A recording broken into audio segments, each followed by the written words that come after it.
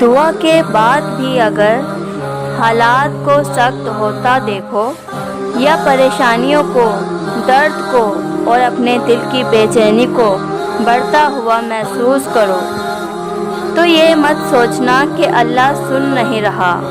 اس وقت اپنی دعاؤں میں شدت اور طلب سے مزید اضافہ کر دینا، اور اتنی سی بات اپنے ذہن میں رکھنا کہ حضرت نوح علیہ السلام کے لیے اللہ تعالیٰ نے مدد ایک طوفان کے ذریعے سے بھیجی تھی، تو کچھ شک نہیں کہ تمہاری زندگی میں آنے والی پریشانیاں ہی تمہارے لیے سب سے بڑا وسیلہ بنے۔